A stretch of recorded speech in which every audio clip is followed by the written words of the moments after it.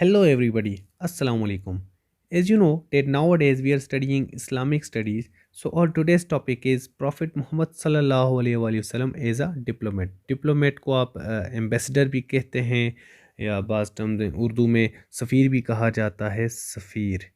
तो नबी पाक सल्लल्लाहु अलैहि वसल्लम के ज़िंदगी के वो एस्पेक्ट्स जो कि सफ़ारत या डिप्लोमेसी के से मुतल्लिक़ थे वो हम इस लेक्चर में देखेंगे।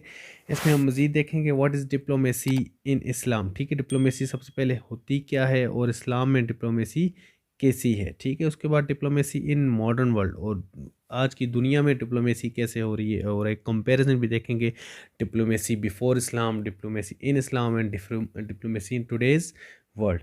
Aspects of the diplomacy are रसूलुल्लाह सल्लल्लाहु अलैहि वसल्लम, जो नबी पाक सल्लल्लाहु अलैहि वसल्लम की ऑफ है ये नबी पाक सल्लल्लाहु अलैहि वसल्लम की ज़िंदगी में जो डिप्लोमेसी के एस्पेक्ट्स थे वो क्या हैं, और आप सल्लल्लाहु अलैहि वसल्लम की ज़िंदगी की जो बायोग्राफ़ी है उसमें डिप्लोमेटिक इवेंट्स कौन कौन से थे। ठीक है, जो कि सफारतकारी के साथ या सफारतकारी से मुतल्लिक़ थे।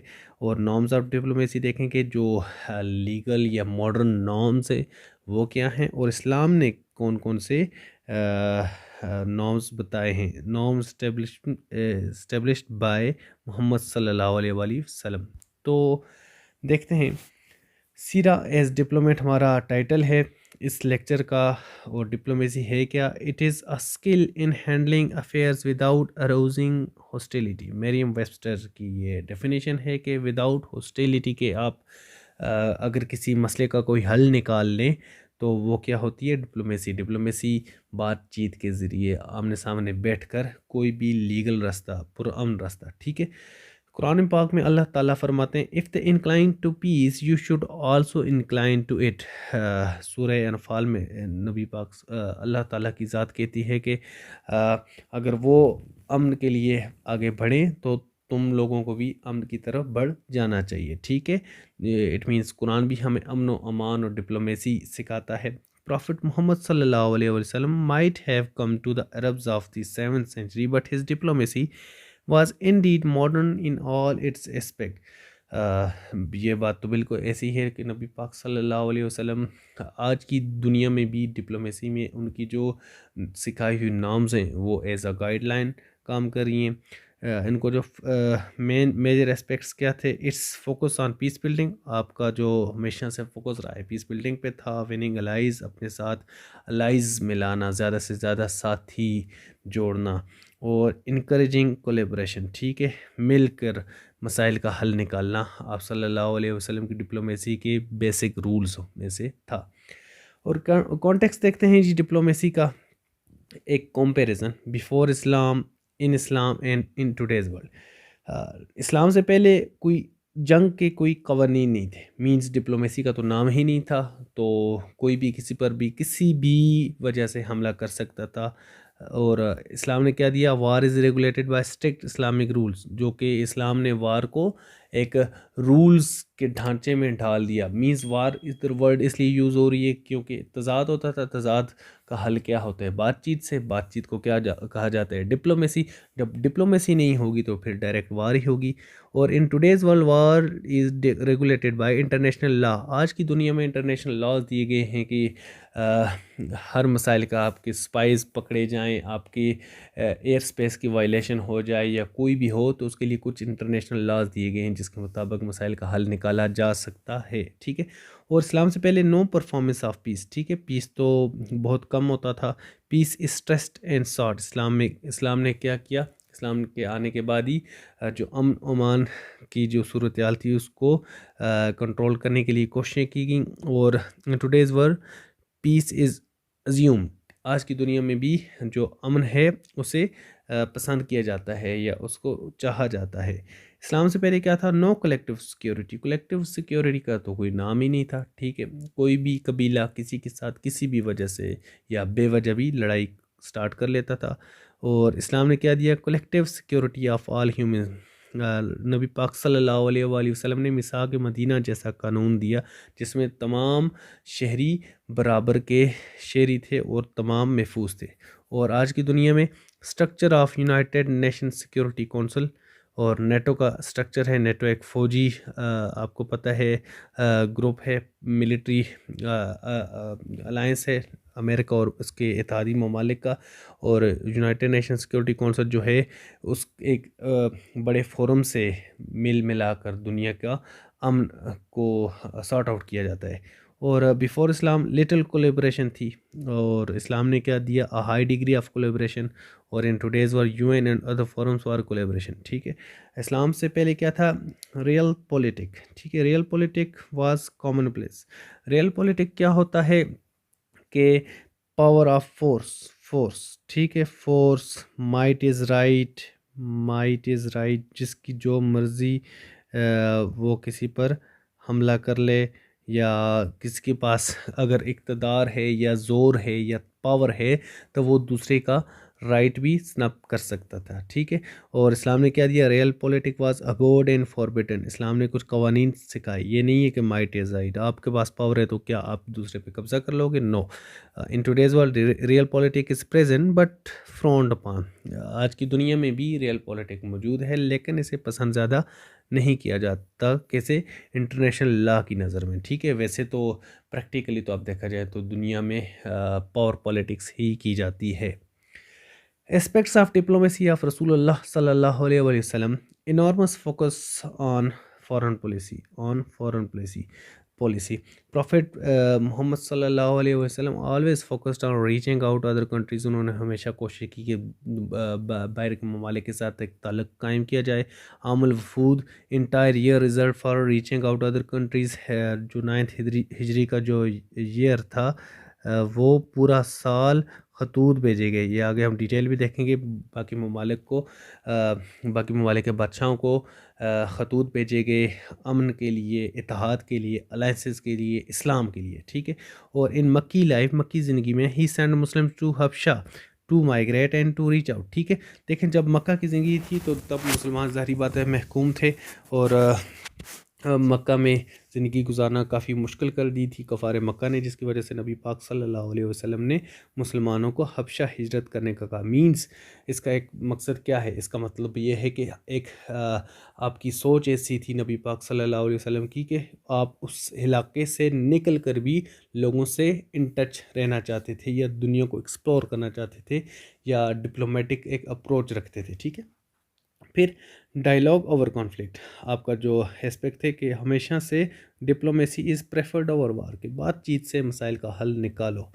फिर consensus based foreign policy, he described issue, tried to build consensus and avoided discord. ठीक है, सुलह हदीबिया, जैसे सुलह हदीबिया का एक मशहूर मुआहदा है कि कुफार मक्का के साथ मुसलमानों का जो मुआहदा हुआ था सुलह हदीबिया, उसको एक कंसेंसस ही कहा जा सकता है। एक बहुत बड़ा मुआहदा था जिस पर वक्ती तौर पर मुसलमानों को कुछ कुर्बानियाँ भी देनी पड़ी, मुसलमानों को कुछ कंप्रोमाइज़ भी करने पड़े, मगर वो एक लॉन्ग टर्म में आप अगर देखें तो वो एक बड़ा पुरअमन सा मुआहदा हुआ, जो कि मैं आगे डिटेल में आपको बताऊँगा कि कैसे। Positioning and manoeuvring, stay humble but show strength where needed, आप हमेशा हम्बल रहते थे, अपनी इत्तेहादियों को भी हम्बल रहने का कहते थे, लेकिन जब ताकत का मुजाहरा करने की ज़रूरत पड़ती तो आप स्ट्रेंथ बताते थे। ठीक है, वार्स भी क्योंकि लड़ी हैं, गज़वात लड़े हैं आपने। Best language, good at speaking for ambassadors के लिए आपने ये मेरिट मुकर्रर किया हुआ था कि आपको बातचीत में एम्बेसडर्स अच्छे होने चाहिए, ताकि आपकी बात अगले जिस इलाके में आप तैनात हैं उनके लोगों को बेहतरीन तरीके से समझ आ सके। मेरिटोक्रेसी इन एम्बेसडर, गुड स्पीच, एम्बेसडर की बात करने का अंदाज़ अच्छा हो, विजडम हो, वो बड़े अफ़ाम व तफ़हीम वाले हों, ठीक है, अच्छी सोच रखने वाले हों, गुड फिज़िकल अपीयरेंस, फिज़िकली भी ऐसे हों कि उनकी ज़ात से, उनकी बातों से, उनकी पर्सनालिटी से खौफ ना आए, ठीक है, अट्रैक्टिव हों। कल्चरली इन्फॉर्म, अपने कल्चर के बारे में भी जानते हैं और जिधर वो पोस्टेड हैं उनके कल्चर के बारे में भी अवेयर हों। Should note language of where he is posted, और जिस जगह पर आप अगर पोस्टेड हैं तो उस इलाके की ज़ुबान भी आपको आनी चाहिए, ताकि आप उस इलाके के कल्चर के भी वाकिफ़ हो सकें और वहाँ की न्यूज़ आप डायरेक्टली अपने कंट्री में दे सकें और इंटरमिंगल हो सकें वहाँ के लोगों के साथ, ठीक है। डिप्लोमेसी इन बायोग्राफी ऑफ रसूलुल्लाह सल्लल्लाहु अलैहि वसल्लम, नबी पाक सल्लल्लाहु अलैहि वसल्लम की ज़िंदगी में जो डिप्लोमेसी या डिप्लोमेटिक इवेंट्स थे वो क्या थे। हर्बुल फिजार, हर्बुल फिजार को देखते हैं। प्रॉफिट मोहम्मद सल्लल्लाहु अलैहि वसल्लम एज 15, 15 साल की आपकी उम्र थी। फर्स्ट टाइम वार एक्सपीरियंस, आपने सबसे पहले जब वार एक्सपीरियंस की आप सल्लल्लाहु अलैहि वसल्लम ने ज़िंदगी में, वो 15 साल की उम्र के थे, आपने वार एक्सपीरियंस की उस इलाके में वार हुई जिधर वो रहते थे। वार इन प्रोहिबिटेड मंथ्स, जो कि मुहर्रम, जिलहज, ज़िलक़द और शाबान, जो कि मंथ्स ऑफ पीस समझे जाते थे अरब्स में, ये ममानियत थी इन महीनों में जंग लड़ने की। इनमें ये जंग हुई, ठीक है।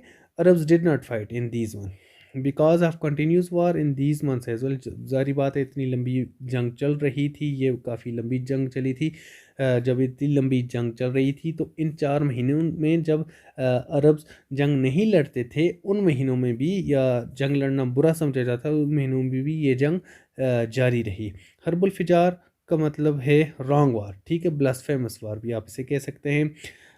इसको, इसके एंड पे क्या हुआ था, हिल्फुल फदूल, ठीक है, ओथ ऑफ फदूल टू फिनिश वार, ठीक है। फजूल जो है फजल की जमा है, ये दो पर्सनालिटीज़ थे, इनकी इनके ज़रिए मुआहदा हुआ था। हिल्फुल फदूल, हिल्फ बोलते हैं हलफ से है, हलफ मीन मुआहदा। तो अरबी में फ़ज़ल की जो जमा होती है वह फ़दूल होता है, ठीक है। तो प्रॉफिट सल्लल्लाहु अलैहि वसल्लम प्लेड रोल इन हिल्फुल फ़दूल। ये इनकी डिप्लोमेटिक आप एंगल देख लें, डिप्लोमेटिक एस्पेक्ट देख लें। मीन जब आप 15 साल के थे तो तब भी आपने फर्स्ट डिप्लोमेटिक स्टेप लिया माशरे में, ठीक है।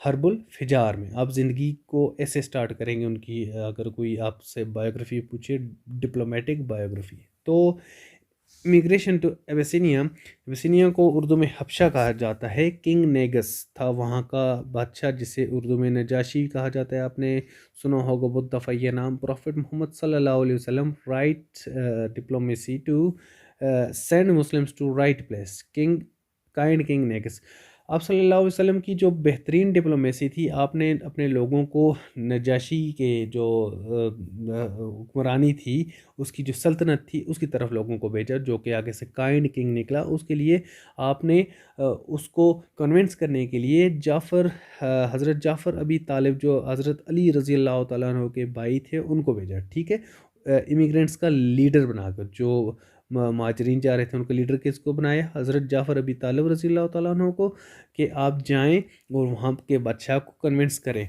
और उन्होंने सच्ची का जाकर वहाँ पर नेगस को, यानी नजाशी को कन्विंस किया। किसने, हज़रत जाफ़र अबी तालिब ने।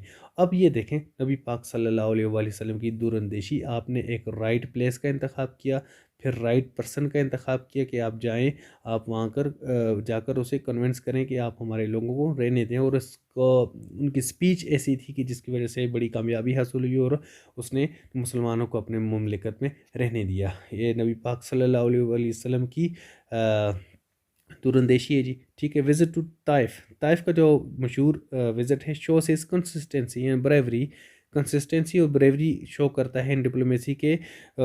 His hardest visit to Taif, इतनी मुश्किल हुई थी वहाँ पर नौजवानों से आप सल्लल्लाहु अलैहि वसल्लम को पे पत्थर बरसाए गए और भी मुश्किलात दी गई, इतनी ज़्यादा मुश्किलात, लेकिन आप कंसिस्टेंट रहे। मींस आप इस्लाम के लिए कंसिस्टेंट रहे, आप खड़े रहे, आप मेहनत करते रहे, कोशिश करते रहे, बहादुरी दिखाते रहे, ठीक है। तो विज़िट टू ताइफ हो गया। और उसके बाद प्लेज ऑफ अकबा। अब प्लेज ऑफ अकबा को आप देखें, आपकी बायोग्राफी में ये जो वाक़या है बहुत मशहूर वाक़या, से डिटेल से देखें। A small valley outside Mecca in way to Medina, Mecca से निकलते हुए मदीना की तरफ एक छोटी सी वादी आती है जिसका नाम क्या है, Aqaba. People of Medina invited prophet सल्लल्लाहु अलैहि वसल्लम, but he asked them to come again next year and then again to confirm their loyalty. Lesson: make sure that everything is safe before taking diplomatic decision. जब मक्का में मुसलमानों के लिए ज़िंदगी गुजारना काफ़ी मुश्किल हो चुका था, कफ़ार मक्का तंग कर रहे थे, तो मदीना के लोग आए आप सल्लल्लाहु अलैहि वसल्लम के पास और आपको क्या किया, इनवाइट किया कि आप आ जाएं, मदीना में रहें। तो नबी पाक सल्लल्लाहु अलैहि वसल्लम ने उनको कहा कि नहीं, फ़ौरन नहीं, तुम अगले साल आना, तो फिर बात करेंगे। वो जब नेक्स्ट ईयर आए तो फिर उन्होंने इनवाइट किया।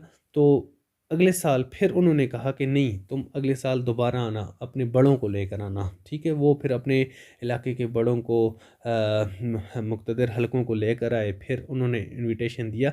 इस सब का मकसद क्या था कि ये कायम भी रहेंगे कि नहीं। इन्होंने अभी मुझे इनविटेशन दे दिया है, क्या पता ये बाद में जाकर मुकर जाए।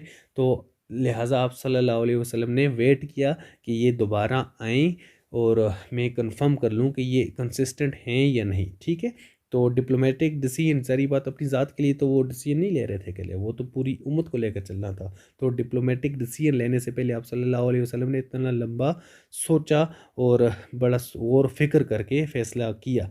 Migration to Medina, entered late, stayed at Quba, confirmed welcoming atmosphere। जब जारी बात है, जब आपने हिजरत का फ़ैसला किया तो आप सबसे आखिर में दाखिल हुए मदीना में, कि आगे एटमॉस्फेयर को ऑब्ज़र्व कर रहे थे कि वेलकमिंग एटमॉस्फेयर है या नहीं, ये मेरे लोग आगे पहुंच चुके हैं, इनका सलूक उनके साथ कैसा है और मुझे ये ठीक तरह से वेलकम करेंगे या नहीं, ठीक है। लिहाजा आपने कुबा में कुछ स्टे किया। मुहाजिर अंसार ब्रदरहुड, और वहाँ पर जाने के बाद मुहाजिरीन और अंसार को भाई भाई बनवा दिया, ठीक है। और फिर अपनी रिहाइश के लिए क्या फ़ैसला किया। कस्फा, जो एक फ़ीमेल कैमल थी, जो फीमेल ऊँटनी थी, decide to select living place not to angry anybody. जब आप वहाँ पर पहुँच चुके तो तमाम लोग कह रहे थे आप हमारे घर आएँ, हमारी जगह आएँ, हमारे पास आकर रहें, आप अपनी रिहाइश हमारे पास रखें। तो आप सल्लल्लाहु अलैहि वसल्लम ने क्या किया कि ताकि कोई नाराज़ ना हो, कोई खुश भी ना हो, मीन्स सभी खुश हों, किसी को कोई नाराज़गी ना हो, तो आपने क्या किया कि अपनी ऊँटनी को खुला छोड़ा कि ये जहाँ पर बैठ गई मैं वहीं पर अपना घर बनाऊँगा। तो फिर वो जिस जगह पर बैठी थी, कसवा आपकी ऊँटनी का नाम था, उस जगह पर आप सल्लल्लाहु अलैहि वसल्लम ने मस्जिद नबवी भी वहीं पर तामीर करवाई और साथ अपना घर भी बनाया। वो शायद 2 भाइयों की ज़मीन थी, आप सल्लल्लाहु अलैहि वसल्लम ने उनको पेमेंट भी की थी, ठीक हो गया। Setting up the state of Medina, और मदीना की जब रियासत कायम कर दी गई तो मशहूर ज़माना एक जो कानून है मिसाक मदीना, एक constitution, first constitution of this world भी इसे कहा जाता है, आपने दिया, ठीक है। इससे पहले तो कानून की कोई बात थी नहीं दुनिया में। Treatment of prisoners of war, POW mean prisoners of war after बदर। जब बदर की जंग हुई तो उसके बाद आपने जंगी कैदियों का क्या किया, उन्होंने उनको ये सज़ा दी कि आप हमारे बच्चों को पढ़ाएंगे, ठीक है। जो पढ़े लिखे कुफ़ार थे, कैदी थे, उनको बोला कि आप हमारे बच्चों को पढ़ना लिखना सिखाएंगे। और प्रैग्मेटिज्म थी इन डिप्लोमेसी, आपकी जो डिप्लोमेसी थी उसमें एक दूरअंदेशी थी, ठीक हो गया। Treaty of Hudaibiya, treaty of Hudaibiya में क्या हुआ, एक लैंडमार्क ट्रीटी थी ये जी। मक्कन्स एक्सेप्टेड प्रॉफिट सल्लल्लाहु अलैहि वसल्लम एज अ लीडर। जो मक्का के लोगों ने आप सल्लल्लाहु अलैहि वसल्लम को एक लीडर माना, मींस फर्स्ट टाइम। उससे पहले तो आपको अलग मानते ही नहीं थे, वो हमला करने की दर पे होते थे। लेकिन फ़र्स्ट टाइम आप जब एक रियासत के साथ कोई मुआहदा करती है, इट मीन्स दूसरी को एक सेपरेट एंटिटी मान लेती है। सब पहले तो वो आपको अपना हिस्सा समझते थे कि आप हमारे शहर से गए हैं, आप हमारे ही हैं, और आपको स्नप करते थे, सप्रेस करते थे मुसलमानों को। तो उसके बाद राइट टू डू उम्रा मिल गया, मुसलमानों को उम्रा करने का हक मिल गया, और 10 ईयर्स ऑफ पीस, और 10 सालों के लिए मुसलमानों को एक अमन की सांस मिल गई कि इन 10 सालों में मक्का से आप पर हमला नहीं होगा। माना कि कुछ कंप्रोमाइज़ करने पड़े, लेकिन मुसलमानों ने वो कंप्रोमाइज़ किए नबी पाक सल्लल्लाहु अलैहि वसल्लम के हुक्म के मुताबिक, जिसके मुताबिक बहुत एक सुकून के अगले 10 साल गुजरे, जिसमें इस्लाम मज़ीद फ्लरिश हुआ। फिर conquest of Makkah and general pardon, a message that if Muslims become friends they do not hurt you। जब मक्का फ़तह हो गया फाइनली, तो आप सल्लल्लाहु अलैहि वसल्लम ने तमाम को जनरल एमनेस्टी दे दी, जनरल पार्डन दे दी, तमाम लोगों को आम माफ़ी दे दी, और ये पैगाम दिया कि जब मुसलमान दोस्त बन जाएं तो मुसलमान आपको नुकसान नहीं देते, ठीक है। नंबर 10 ईयर ऑफ डेलीगेशंस, और आखिर में उसके बाद एक ईयर ऑफ पूरा साल, आमुल वफूद का साल इसे कहा जाता है, कि पूरा साल आपने वफ़द भेजे मुख्तलिफ़ ममालिक में। कैसे, आफ्टर आफ्टर एफ है ये, after conquest of Mecca 9th of हिजरी, जो 9th हिजरी थी, entire year sending letters to all known kings. आपने तमाम लोगों को, तमाम जो बादशाह सलामत थे मुख्तलिफ़ इलाकों के, उनको लेटर्स भेजे, ईरान को, रोम को, Africa नजरान, Bahrain, Oman, Yemen, Iraq और ईरान का जो मशहूर बादशाह था खुसरो था जिसको किसरा कहा जाता है अरबिक में, खुसरो परवेज़ को भेजा। अफ्रीका के नेगस को भेजा। रोम के हेरेकुलस और इजिप्ट के मकाकिस को भेजा आपने ख़त। ये मशहूर खतूत थे। फिर अभी देखते हैं नॉर्म्स ऑफ डिप्लोमेसी। ठीक है, नॉर्म्स ऑफ डिप्लोमेसी वैसे जनरल नॉर्म्स क्या हैं? Generally accepted principles usually to increase predictability and peace. ठीक है, ये ऐसे प्रिंसिपल्स हैं जिनकी बुनियाद पर आप दुनिया में अमन कायम रखने की कोशिश करते हैं, जो कि तमाम ममालिक बायलैटरली एक्सेप्ट करते हैं। ठीक है, for example can't fire eight enemies flag, कि एक मुल्क दूसरे मुल्क के झंडे के ऊपर फायर नहीं कर सकता। जैसे आप देखें कि पाकिस्तान और इंडिया के बॉर्डर पर अक्सर आप अगर बॉर्डर एरिया में जाएं तो इंडिया का झंडा पाकिस्तान से नज़र आ रहा होता है और पाकिस्तान का झंडा इंडिया से नज़र आ रहा होता है, लेकिन इन दोनों ममालिक की अफवाज एक दूसरे के झंडे पर फायर नहीं करती, क्योंकि जनरली ये समझा जाता है कि कोई दूसरी फ़ौज अगर आपके झंडे पर फायर कर लेगी तो it means there is a declaration of war. ठीक है, means war can't hurt. Red crescent vehicle जो रेड क्रॉस के जो एनजीओ है, एक ऑर्गेनाइजेशन है जंग में जो काम करती है मरीज़ों के लिए, आप उसको कुछ नहीं कह सकते और उसके स्टाफ को कुछ नहीं कह सकते, because they are working for humanitarian cause. ठीक है, डिप्लोमेटिक इम्यूनिटी जो आपके मुल्क में सफ़ीर होता है, जैसे इंडिया में पाकिस्तान का सफ़ीर है, पाकिस्तान में इंडिया का सफ़ीर है, और दोनों ममालिक दूसरे ममालिक के सफ़ीरों को कुछ नहीं कह सकते। ठीक है, जितनी जंग भी हो जाए, जंगी हालात हो जाए, इंडिया पाकिस्तान के सफ़ीर को कुछ नहीं कहेगा और पाकिस्तान इंडिया के सफ़ीर को कुछ नहीं कहेगा। यही हालात तमाम ममालिक के बीच है। ठीक है, रशिया का सफ़ीर अमेरिका में है, अमेरिका का सफ़ीर रशिया में है, तो ये अमन होगा। और कौंसलर एक्सेस दिया जाएगा, जैसे कि कुलभूषण अगर पकड़ा हुआ है तो इंटरनेशनल लॉ के मुताबिक आप कुलभूषण को अगर आप फांसी देना चाहते हो तो फांसी देने से पहले आप उस इंडिया का जो कौंसलर है पाकिस्तान में उसको कुलभूषण के साथ मिलने की इजाज़त देंगे। ठीक है, ये भी नॉर्म है और ये नॉर्म प्रैक्टिस होते हैं। और जो ये अक्सर नाम नाम जो हैं ये इनको नाम प्रैक्टिसेस को बोलते हैं। और जब एक म्यूचुअली साइन एग्रीमेंट्स हो जाएं तो उनको आप ट्रीटीज़ कह लेते हैं। Norms before killing diplomat declare war. इससे पहले क्या होता था कि आप अगर दूसरे कंट्री के डिप्लोमेट को मार दें तो it means there is declaration of war. अभी भी ऐसा हो सकता है, लेकिन अब डिप्लोमेटिक इम्यूनिटी देते हैं तमाम कंट्रीज़ दूसरे कंट्रीज़ को। Norms established by prophet Muhammad सल्लल्लाहु अलैहि वसल्लम। और नबी पाक सल्लल्लाहु अलैहि वसल्लम ने कौन कौन से नॉर्म्स दिए दुनिया को, डिप्लोमेटिक नॉर्म्स कौन से दिए देखते हैं। Number 1, treatment of diplomats good, safety security to them, कि आप डिप्लोमेट्स को सिक्योर रखेंगे, महफूज रखेंगे, उनकी इज़्ज़त अफजाई करेंगे। और goodwill, gifts to other state, express happiness. ठीक है, हैप्पीनेस, सॉरो, हेल्थी रिलेशन। ठीक है, आप मीन्स जो आपके पड़ोसी ममालिक हैं या दोस्त ममालिक हैं या जिनके साथ आप डिप्लोमेटिक ताल्लुक़ है उनके साथ अच्छे ताल्लुकात रखेंगे, आप उनको गिफ्ट्स देंगे, उनकी खुशी के मौके पर उनको विश करेंगे, उन पे अगर कोई कम है तो उनके साथ अब दुख का इज़हार करेंगे, तो हेल्दी रिलेशन रखेंगे। ठीक है, जूर बेलम इंटरनेशनल लॉ की टर्म है, लॉ ऑफ वार सेट। ठीक है, कि ये मसाइल हैं जिनकी वजह से हमारी वार हो सकती है, वरना हम आपस में ट्रेड भी करेंगे, तिजारत भी करेंगे, आराम सुकून से रहेंगे। ठीक है, और स्टेट रिस्पॉन्सिबिलिटी बताई कि government is responsible for any happenings within its territory. ठीक है, Raja Dahir robbers no action Muhammad bin Qasim came to rescue. ठीक है, जैसे आप सल्लल्लाहु अलैहि वसल्लम ने सिखाया कि एक रियासत की एक ज़िम्मेदारी बनती है कि अपने टेरिटरी के अंदर तमाम डूइंग्स की रिस्पॉन्सिबल है। फिर जैसे कि राजा दाहिर के दौर में रॉबर्स ने कश्ती को लूटा, लोगों को पकड़ा, उनके जान माल इज़्ज़त व आबरू को नुकसान पहुंचाने की कोशिश की। फिर वहाँ से खतूत आए हजाज बिन यूसुफ की तरफ से कि इन लोगों को छोड़ दो, और फिर राजा दायर ने कहा कि नहीं, ये मेरे कंट्रोल में नहीं है, जिसकी वजह से at the end Mohammad bin Qasim ने हमला किया किस पर, राजा दाहिर पर। ठीक है, तो वो रेस्क्यू करने के लिए आए थे। इस तरह के इसका आप आज पे ये इम्प्लीमेंट कर सकते हैं। जैसे पाकिस्तान कहता है कि अफ़गानिस्तान की सरजमीन से पाकिस्तान पे हमले होते हैं, दहशतगर्द हमले, और अफ़गानिस्तान की जो तालिबान गवर्नमेंट है वो कहती है कि ये हमारे कंट्रोल में नहीं है या हम इसके पीछे नहीं हैं, तो इट मीन्स उनकी स्टेट रिस्पॉन्सिबिलिटी नहीं उठा रही, जो कि प्रॉफिट मोहम्मद सल्लल्लाहु अलैहि वसल्लम के सिखाए हुए नाम्स के ख़िलाफ़ है। ठीक है, सुलह हदीबिया आपने दिया कि responsibility for any doings in Medina, के आपने उस मुआहदे में ये उनके साथ मुआहदा किया कुफ़ार मक्का के साथ कि मदीना की रियासत के अंदर से आपको कोई नुकसान नहीं पहुंचेगा, ठीक है। Treatment of guests, stay in mosque, food, water, दारुल ज़ेफ़ान एक बनाया आपने, जो कि एक गेस्ट हाउस टाइप था कि बाहर के जो मेहमान आते थे, जो नॉन मुस्लिम्स भी होते थे, उनको वहाँ पर ठहराया जाता था, ठीक है।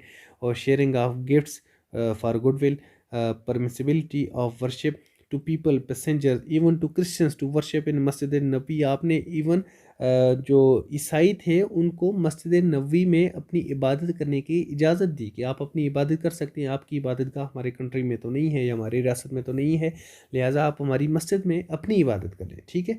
इससे आगे और क्या डिप्लोमेटिक नाम्स होंगे।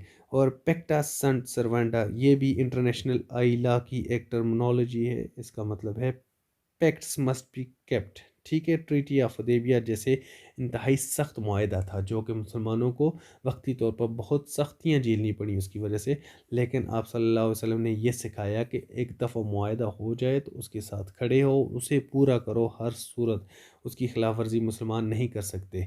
तो ये तमाम चीज़ें थी जी, डिप्लोमेटिक नॉर्म्स सिखाए हैं जो नबी पाक सल्लल्लाहु अलैहि वसल्लम ने हमें। तो ये एक जनरल नॉलेज के एस्पेक्ट से भी हमारे पास बहुत बड़ा नॉलेज है इसमें। आप कंपेटिटिव एग्ज़ाम में इसे यूज़ कर सकते हैं, रिप्रोड्यूस कर सकते हैं, इसके स्क्रीनशॉट्स लें, इसके अपने पास नोट्स में लिखें और इसे यूज़ करें अपने पेपर्स में। और जो लोग पेपर्स के पॉइंट ऑफ व्यू से हट कर सुन रहे हैं उनके लिए एक बहुत बड़ा जनरल नॉलेज का एक चंक है, ठीक है। तो हमारा टॉपिक यहाँ पर कंप्लीट हो गया है, मिलते हैं किसी और टॉपिक में, तब तक के लिए अल्लाह हाफ़िज़।